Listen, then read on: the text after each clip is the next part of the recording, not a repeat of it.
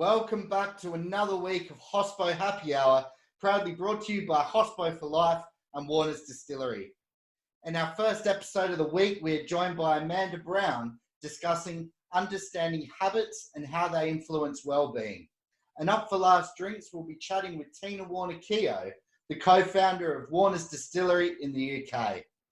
Let's get the week started. Up for the first round today, we're joined by Amanda Brown, Principal Psychologist from the Altius Group. Amanda's been working as a psychologist for 10 years, and Amanda has a real interest in supporting people make healthy decisions with their lives and understands the challenges of health behaviour change. How are you today, Amanda? Hey, Liam. I'm really good, thank you. How are you? Yeah, great. So tell us what we're going to be discussing today about understanding habits and how they influence our well-being. Yeah, look, I think at the moment with the COVID situation, we know a lot of our habits have been disrupted. And generally habits really underpin a lot of the daily activities that we do. It often happens unknowingly. And at present, it really does require a lot more concerted effort, I think, to focus on some of our healthy habits. So hopefully so I guess we'll aim to understand a little bit of that, what is well-being and how we can, I guess, use the power of a habit to help us in our search for ultimate well-being, essentially. Yeah. Yeah. So tell us what we've got here on our first slide. Okay, so what we've got here is the PERMA-H model. So the PERMA-H model is something that really does encompass a lot about what we know underpins good well-being. So what I'd say is well-being isn't just the absence of a disease or illness, but also, good physical, mental, emotional, and social functioning. It's when we're engaging in well-being, we're more likely to kind of report those feelings of happiness and life satisfaction. But it's individual, so what well-being means to you is unique as what you or I are, really. And what we know about well-being here with the PERMA model is actually well researched. So Martin Seligman is one of the world's leading researchers in positive psychology and human flourishing. And what he found was that if we engage in these aspects here of the PERMA model, we're more likely to report some of those feelings of happiness and contentment and have a sense of vitality and energy, which ultimately is what we all want. So what you can see here in the PERMA model, we've got the different aspects or domains. And so what you can see here is the positive emotions. So that includes getting the right balance of heartfelt positivity to boost our resilience. Engagement, so that's really relying on and using our strengths. So that means doing things that we're good at and we enjoy doing. Relationships we know are really vital for our overall health and well-being and have been particularly impacted at the moment. But that includes, really engaging in and creating strong, authentic relationships. Meaning, so making meaning. So that means, kind of having your why, like why is it that you're on this planet and having a connection to something bigger than yourself. Accomplishment, so achieving and having the ability to do things that matter to us most. And then health, so health involves all those things that you've had on these other episodes around eating well, moving regularly, and sleeping deeply. So in terms of underpinning well-being, I guess habits are really the key towards achieving that. And underpin really many of the habits and actions that we take to support our well-being. Yeah, definitely.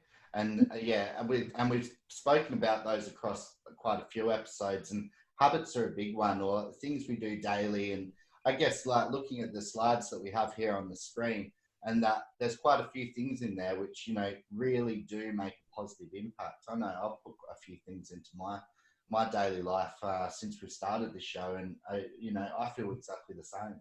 But having those habits or doing things which have meaning to you, and then accomplishing what you want, that's a big one to really feel good. 100%. It takes work. Yeah. It takes a lot of work. And I think particularly, you know, at the moment, we all would have put in work before COVID and the isolation and the restrictions. And it's hard because we have to kind of put in the work again. Yeah. So I think it's important to like kind of think about what our habits are as well. And then, you know, what can we do? So, you know, when we talk about habits, we know that it's an automatic kind of behavior that we repeat over and over again. And a healthy habit is going to support our physical, mental, and emotional health, whereas unhealthy ones are going to, you know, impact that negatively. They may provide some short-term payoff, like comfort, but kind of derail us in the longer term.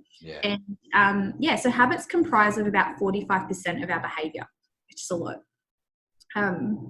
And I guess we know they serve a function. So, you know, biting our nails when we're anxious or reaching for a snack provides comfort, but they're going to derail some of our, you know, healthy habits.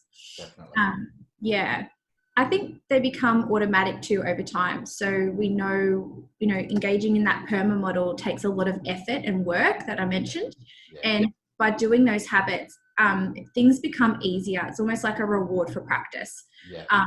That saves us a lot of cognitive effort.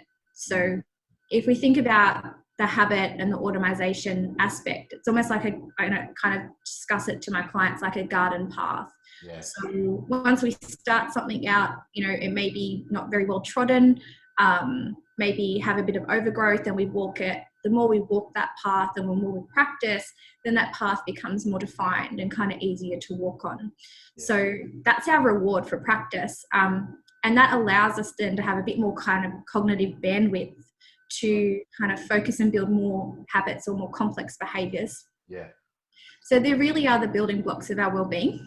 And kind of gives us that room. So, thinking about some of them, you know, even some of the easy ones are likely to be derailed at the moment. So if you take brushing your teeth as an example, we learnt that from childhood, where we would see our parents or they would prompt us to kind of do that behavior. And, you know, we might have started out counting the flicks or swirls. And how we do that task, similar to the habits we engage in, can either be good or detrimental to our health. So how we perform that, so if we skip those little bits each day unknowingly, we're going to have decay or disease. So that's why we want to kind of try to cultivate some really good healthy habits and be purposeful in that. And I think today's, like, at this point in time, a really good time to do that. Definitely is. So normally our days are divided up into like work or preparing meals, caring for kids, sleep, social interaction, and then we kind of keep doing that thing. But as I mentioned, you know, many of our usual reminders or cues have really been disrupted for a lot of us. And a lot of us are probably feeling underprepared or even cognitively fatigued because we're having to put a lot more effort in just to kind of do the normal things that we used to do automatically.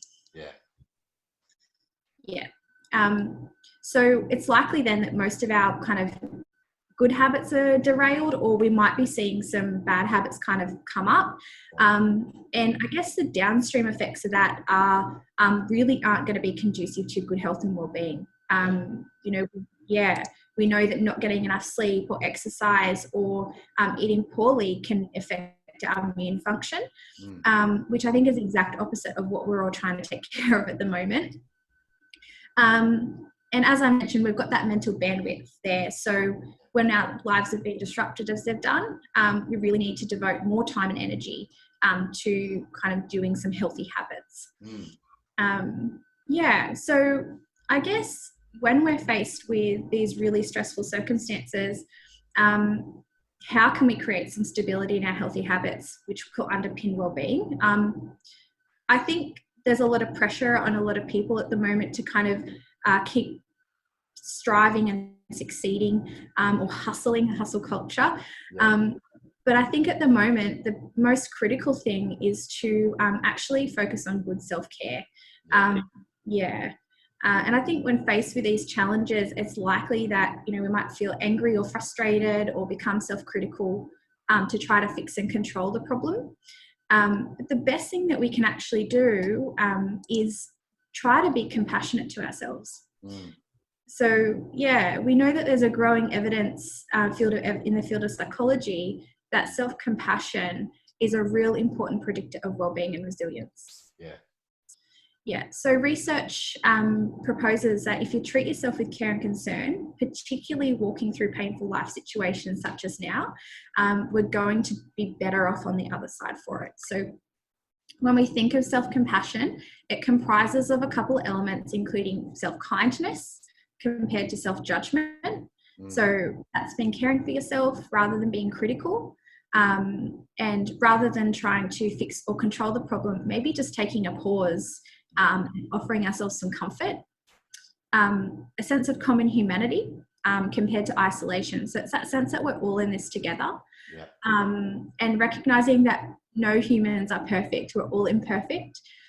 We all fail, make mistakes, and we all have serious life challenges. And I think that's something that we've all certainly noticed at the moment, is that we're all going through this together. Oh, big time. And it's no one's different to anybody else right now. No, and it's nice to have that kind of common sense that we're all kind of in this together. I think it's sharing that load. And then mindfulness, being mindful. Mindfulness in the context of self-compassion involves, being aware of our own painful experiences, but in a balanced way where we don't ignore it or avoid it or amplify it either. So it's a bit of a tricky balance, and that in itself takes a bit of practice. But when we treat ourselves compassionately, providing ourselves some comfort, it is going to promote our mental health and help us have a bit more bandwidth again to engage in some of those things that we need to do to support our well-being. Definitely. So I guess whatever we're considering to act upon to help our well-being with all the things, try to do it through a lens of self-compassion. And I really do think it's the most important thing at this time. So try not to feel bad if you know some unhealthy habits have crept into your day. The most important thing is to recognize them, be compassionate to yourself, and then try to take care of your emotional health or your hygiene.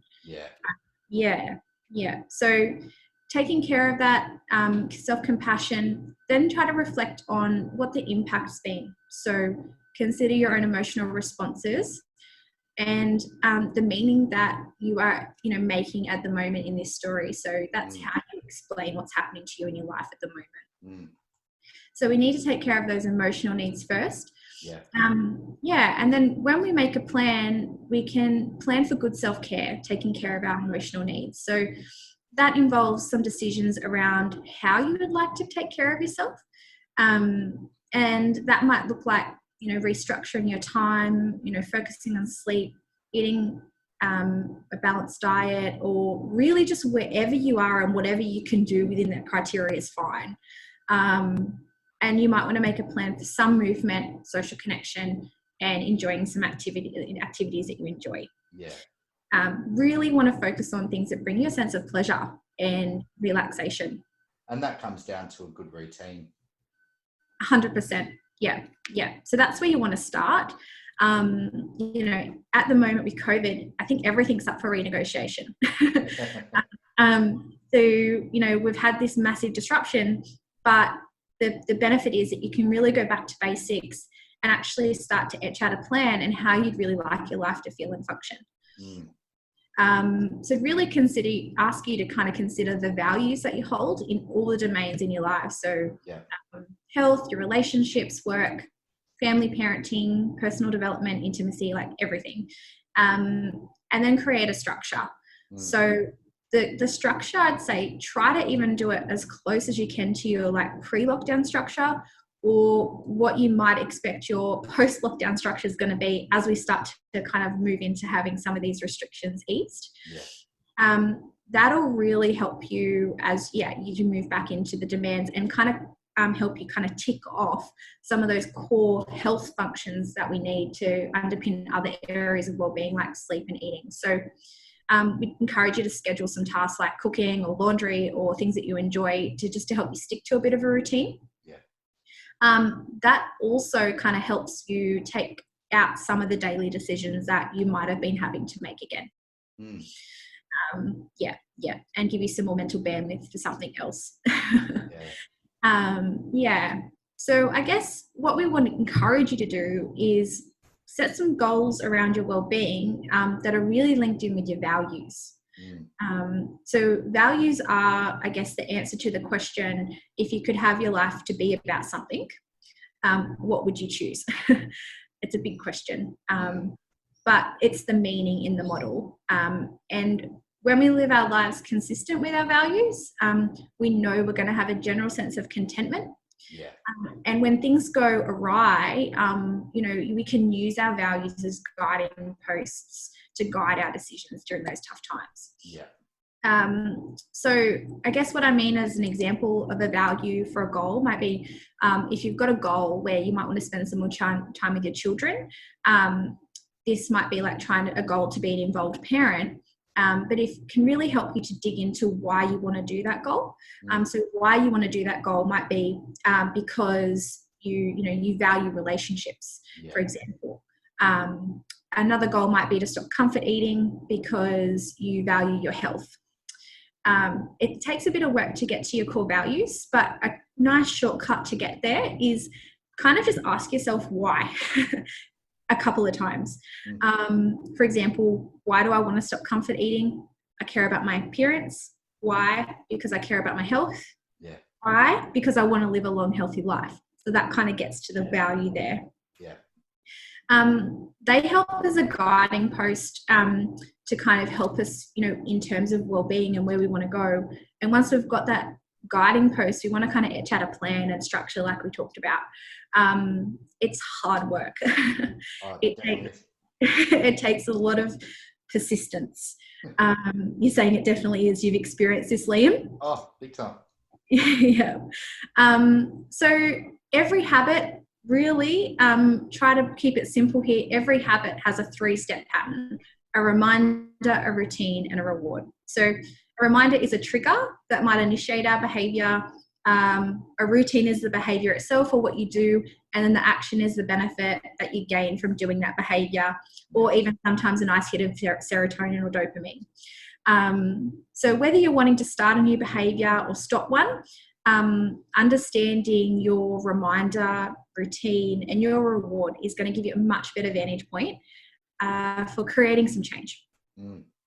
So for example, rather than just opening the fridge to have another snack you don't need, reflect on what's prompting you to do that behavior. And then you will be able to get some information to make the change. So the cue might be boredom, for instance. Or feeling stressed or anxious.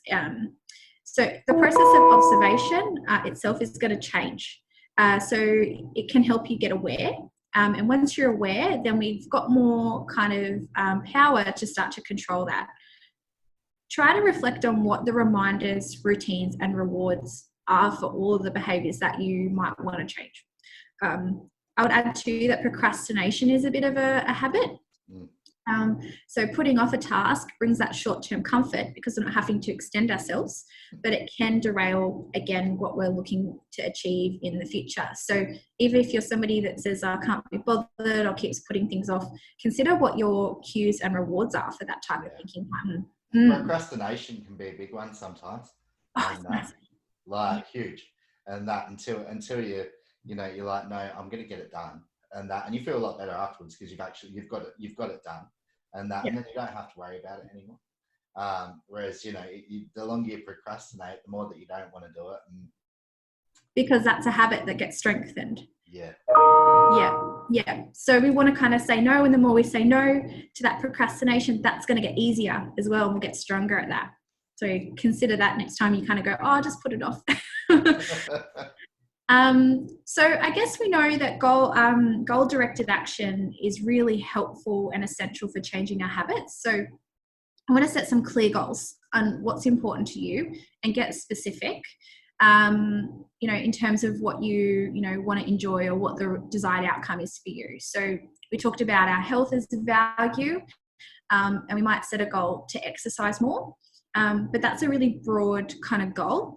And we'd want to kind of encourage you to get a bit more specific there. So we would set a goal like, I will exercise 3 times a week or daily for 10 minutes. So we want to pick something that we can kind of do or that feels easy, just so we can set up that behavior there. And sometimes we may just need to exercise willpower. We know that research shows that successful habit change involves inhibiting that behavior or the unwanted response, like opening the fridge and having a snack, after it's been activated in our memory. So really what we're looking for here is kind of resisting the urge to do it, consciously resisting the urge to do it. And that requires good self-care and good self-regulation as a foundation. And as I mentioned, saying no gets easier over time.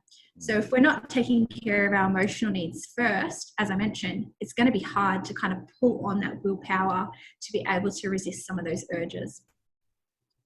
Another way we can make the process easier of changing unwanted habits with new behavior is just to kind of swap it out. This kind of activates a new neural pathway in response to the memory. So, for example, we might look at if you're drinking 6 cups of coffee a day. I know many of us get into a habit where we increase our coffee intake. You may want to start to replace 1 or 2 of those coffees just with, say, a herbal tea, or getting up and going for a walk around the block or somewhere instead, just to kind of swap that out for something. Drink some water, yeah, something else much easier. And then we want to limit or remove our exposure to triggers as much as we can. It's not always possible. Triggers include both those internal or external cues. So as we mentioned, boredom or frustration or stress might be a cue, or even sometimes external things like people or places are also a cue. As I mentioned with the brushing teeth example, if we brushed our teeth only as we went to leave the house, for instance, we may find that in this isolation period, we might be doing that less and less, as it's not a cue anymore.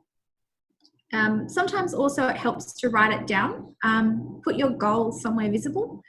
Writing it down enshows that you're committed, and that itself acts as a cue to remind you to work at that goal. Sometimes we also want to rope in a friend and have an accountability buddy there.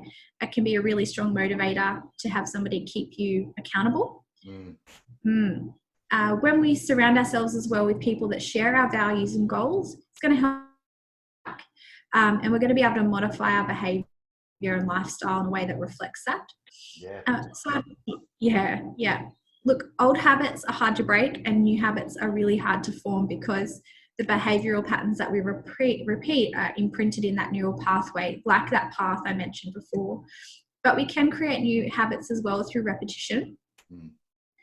Often we try to bite off too much more than we can chew, and we fail to instill new habits because we try to do too much at once. I know there's a lot of health messages out there, and we're all really ambitious and want to look after ourselves. But the best way to form a new habit is really simple kind of strategies in terms of picking something small and repeat. So don't make a massive list and then you're like, oh, I can't get to the end of that. I can't complete that. Like, one thing at a time. That's it. One thing at a time, and almost building the wins as well is going to give you a sense of that accomplishment back into the PERMA model. So if your new habit requires more willpower than you can muster, you're going to kind of fail. But if your willpower requires less willpower than you can muster, you're more likely to succeed. So we will start small, rinse and repeat. And it can help to pick some habits too that lay a good foundation for other things. So for example, we want to exercise. I know for myself, if I don't go to bed at a regular time, I'm not going to get up and exercise. So we want to pick those things that have that effect down the chain. And I'm trying to pick, for example, too, a bedtime that's more like my pre-lockdown routine, because I've already put a lot of work into that. So half the work is already done. So pick something that feels easy and just try to repeat the task over and over again. And I know if you're not feeling motivated, and in particular, we're all going to be suffering from fatigue and motivation concerns at the moment, just make it a micro goal even. So if you want to feel like you want to go for a walk, but in your head the task is too big, you might want to start by just setting out your joggers or finding your clothing, or put this out the night before. And then rather than expecting yourself to go for an hour walk, just expect yourself to go to the letterbox and back even. It's going to reduce the decision making that you need to have there, and also make this task easier for you, and you'll build from there. Yeah. So creating that structure reduces those decisions, as we talked about. And I'd say don't stop trying to. So we know it's hard. We've got those neural pathways there. Expect disruptions. Yeah. We're going to have further disruptions. We're going to have further changes. We don't know what's coming. So be kind to yourself with that. You're going to have times it doesn't work. We may have just then uncovered a new trigger or something else. So just reflect on perhaps why it didn't work, so we can make a plan around that. Yeah. And I guess I'd say, that old adage around it takes 28 days or 30 days to form a habit, like that's a total myth. We know the behavior gets easier, but it actually takes around 200 to 300 days to solidify a behavior into a habit. Yeah, wow. Yeah, so time.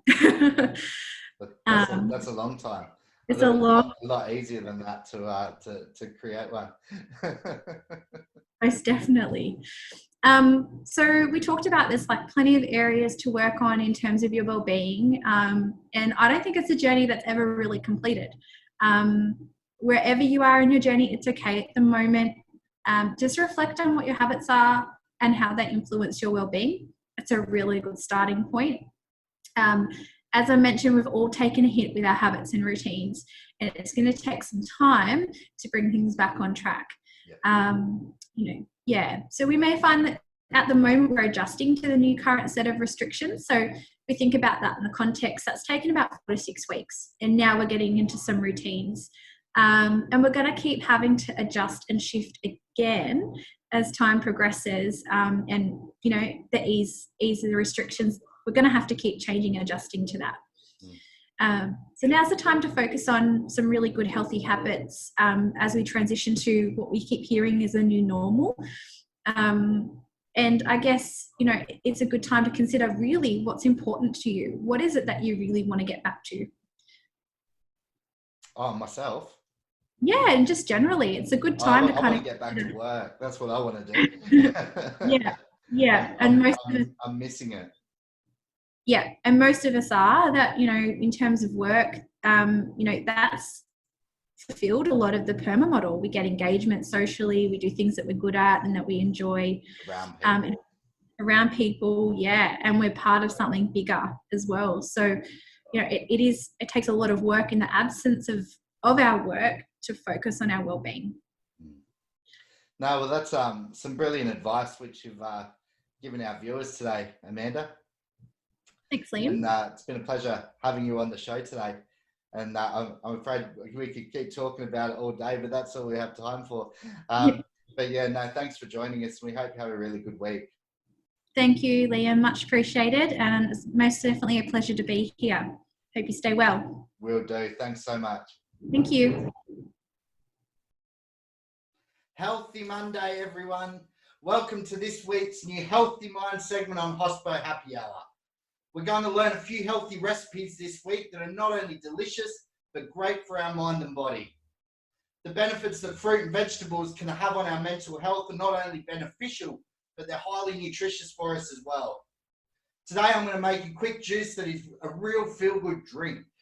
Makes you feel absolutely fantastic inside after drinking it, and it will kickstart your day feeling absolutely tops and ready to conquer the world. I've got some rock melon, pawpaw and mango. All of these fruits are very high in vitamin A and vitamin C. I've also got some strawberries that are full of antioxidants, some kiwi, which is highly alkalizing and can really aid those stress levels. So what we're going to do first, we're just going to chop up a bit of our fruit. We're going to add it to our blender. It's something that you can prepare a day in advance, a night before, and that so you're ready either before you're about to go out in the morning or go and exercise, get your day started.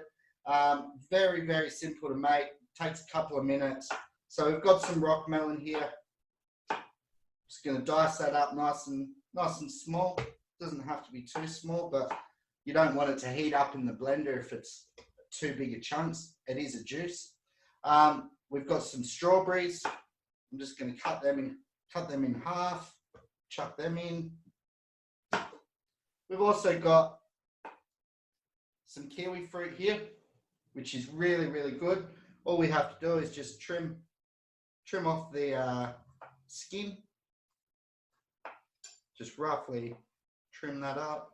Half a kiwi goes really, really well. Otherwise, you don't want it to, you know, maybe taste a bit sour, because you've got lovely sweet fruits in it. So we've got our kiwi fruit. We'll throw that in there. We've also got a bit of pawpaw here.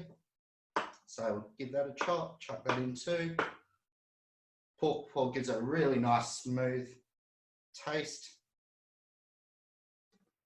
Also here I've got a mango cheek. If you can't get mango because it's not in season, you can use a good frozen mango cheek. Goes all right. So I'm going to throw in our mango.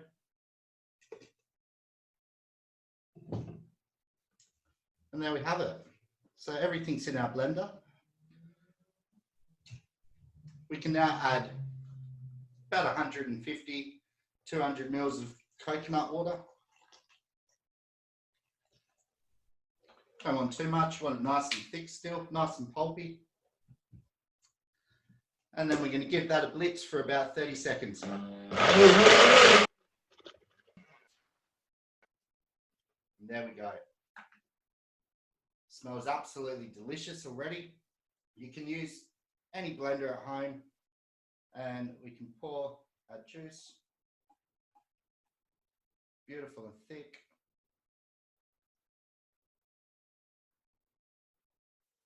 Look at that.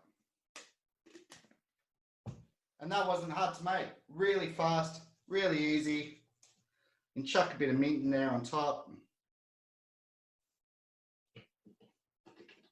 Whack a straw in and enjoy. Look at that. Absolutely delicious. I can have a good afternoon now. Have a great night, everybody. Enjoy. Up for last drinks for the first time, we have Tina Warner-Keogh, co-founder of Warner's Distillery and partner of Hospo Happy Hour. How are you today, Tina? I'm great, Liam. How are you doing, dude? Fantastic. So tell us, you've had a really interesting road to becoming a gin farmer. Tell us a bit about your work journey. Yeah, a little bit different to most, but I suppose it's the same for everyone. You always end up doing something that you never really expect. Yeah. So yeah, myself and Tom run Warner's, and we set up that business in 2012. But as you can probably hear from my accent, born and raised in Dublin, Ireland. And also potato farmers ourselves. So our family have been kind of farming the fields in North County Dublin for about 200 years, and potatoes and cereals is kind of in the blood, or, you know, looking to the land and actually earning from the land. And I'm born on the farm. I've got 3 brothers, and my dad is one of 10. So it's a typical Irish family, but really went into the city. So as I was the only girl, I kind of, you know, there wasn't necessarily a clear journey for me on the farm.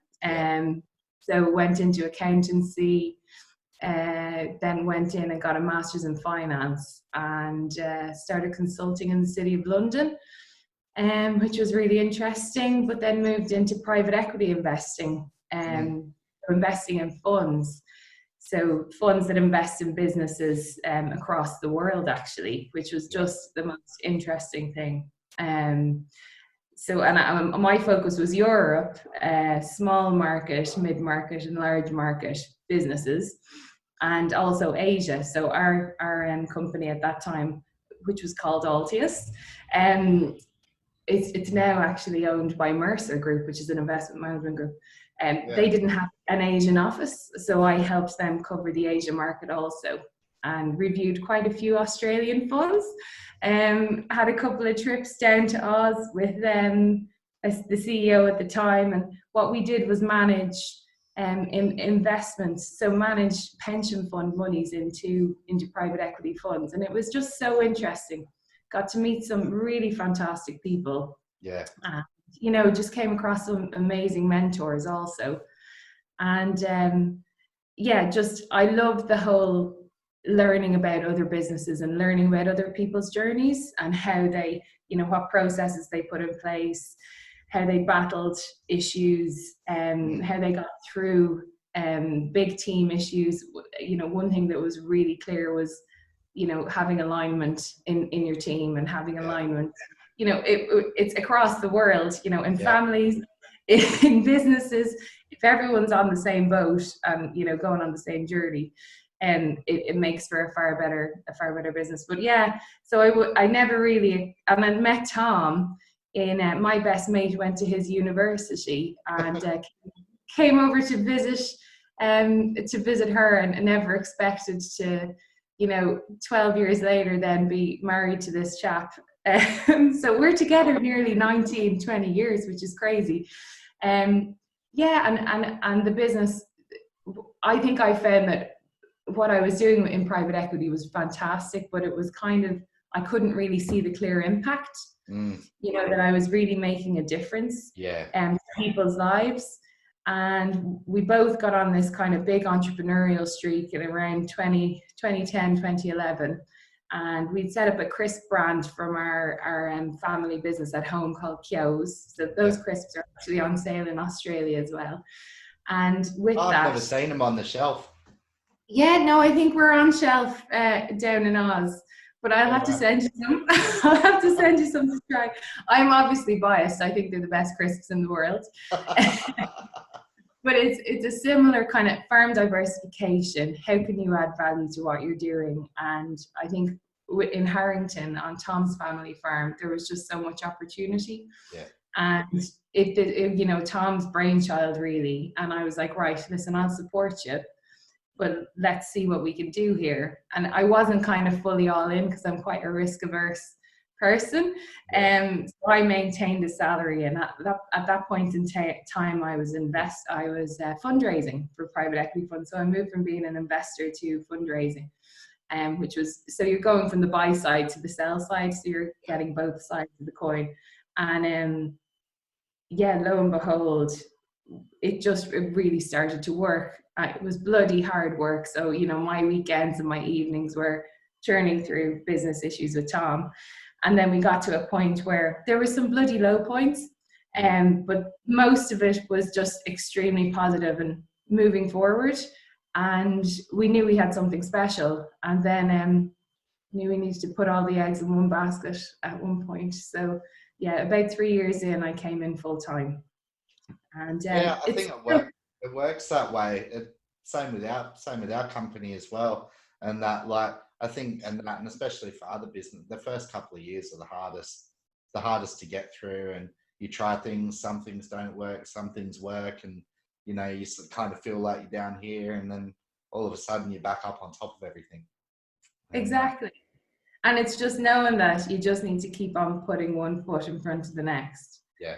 Do you know what I mean? And I think what I really just love now, and I still feel like, God, is this what I do for a living? Or, you know, the way it's, what are you doing for, what is this what you really want to do with your life? But do you ever really know what you want to do with your life? Or you're always just, you know, trying new things and taking new opportunities? I think it's a whole big learning process.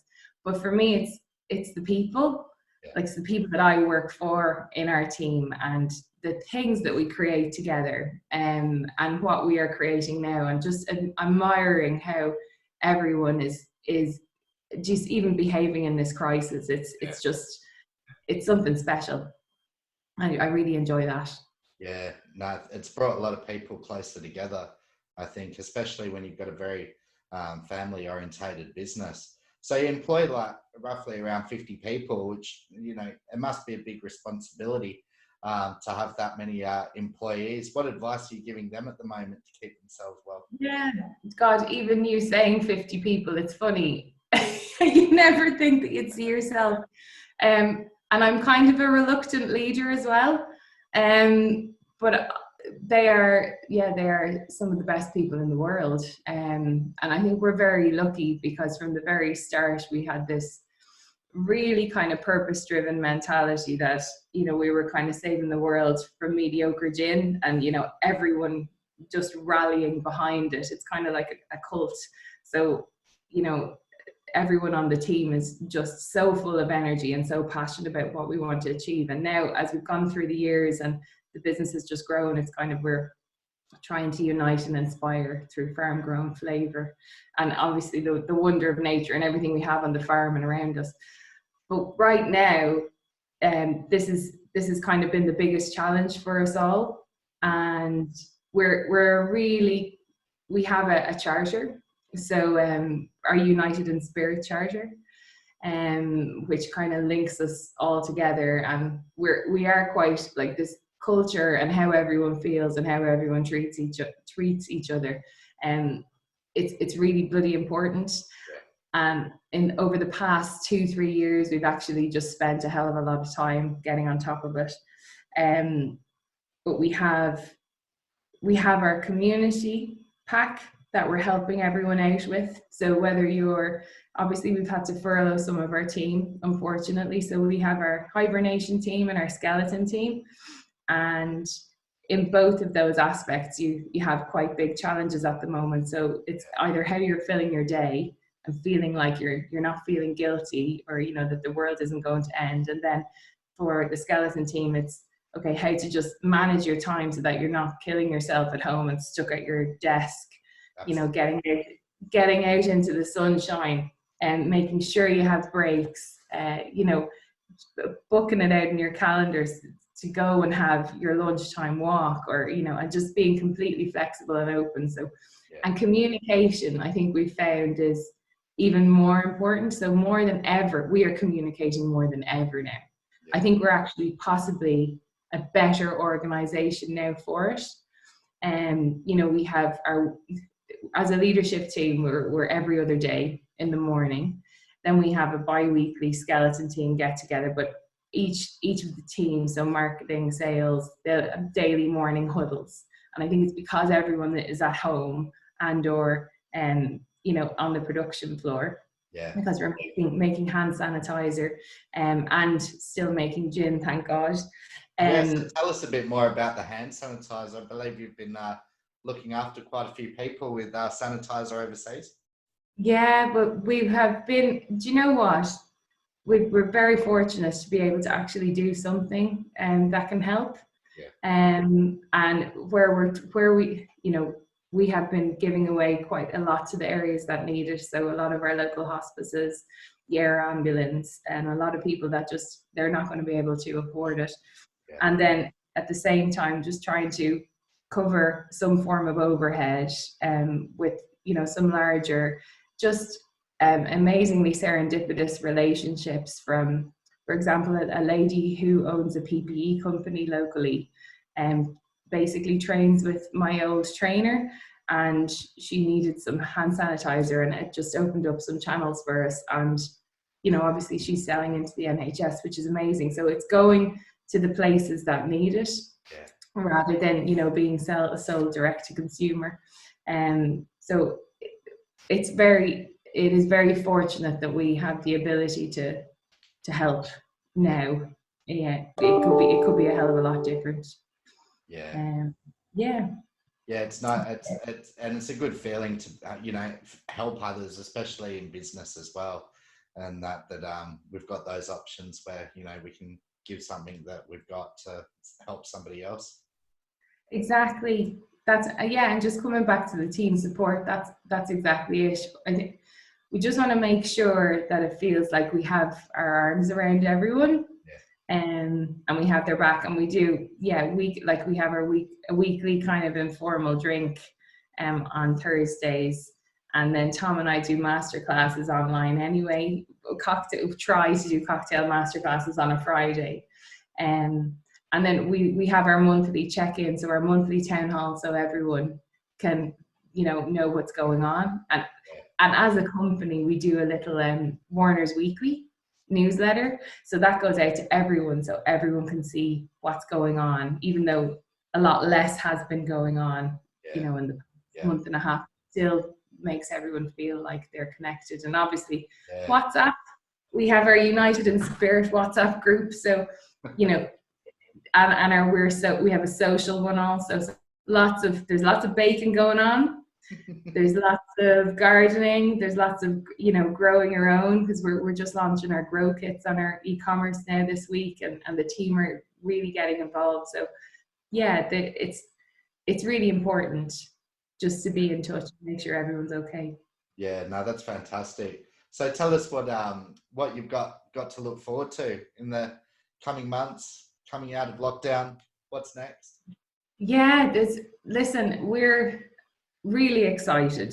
And I suppose we were just talking about this previously, weren't we? It's just that there's, as governments are announcing their plans, there's this sense of kind of cautious optimism. So we're starting to get a view of what it's potentially going to look like. And at the start of the year, last year and the year before, we have this we have an orbit. So we have our kind of 3-year strategic plan, where we kind of set the stall out of what we want to achieve, the epic vision. And this year we had so much epic, we had such epic plans, wonderful campaign plans, and, just great things. And obviously, 8 weeks ago, really just had to come back to the drawing board and completely reassess. So we had a very cautious plan in place, where we looked at our vital few, which are the 3 or 4 things that we know we need to do to, move forward and get closer to what we want to achieve in the year after and the year after. And we just looked at them and kind of said, right, you know what, we can still do this, but we just need to flex. And it may not be exactly what we want it to be, but let's focus on what we know we can affect potentially this year. Yeah. So, telling our story, because I think we're still aware that there's quite a lot of people that don't know our farm-born gin story. And, trying where possible to achieve distribution, whether it's in the UK or whether it's with you guys in Australia with Dan's. And then, putting sustainability at the heart of everything. So we're flexing in those areas. And what we found is within the distribution area, e-commerce has totally, taken, come out trumps. The channels that are open, and that's where we're trying to flex and kind of achieve what we can do in this market. But we're really, really excited and looking forward to getting back down to Oz very soon. I think we're locked out this year. Unfortunately, we won't be able to get across to you. But please God, as soon as possible, we're really looking forward to getting down to you, getting on the ground. Oh, we look forward to catching up with you in Australia. It'll be great. Yeah. So it's been a pleasure having you join us, and it's an absolute pleasure to have you as partner of Hospo Happy Hour as well. Thank you. It's been a pleasure working with you, Liam. Yeah, I think it's been great for a lot of the community over here in Australia. So I'm pretty sure they'd be pretty thankful too.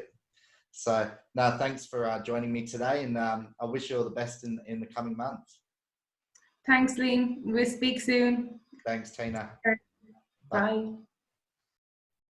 What a great show to start the week. If anyone is struggling with their mental health and would like to seek a professional, you can reach out to us at www.hospoforlife.com.au, and we can help you with a free one-on-one with a psychologist to get you started.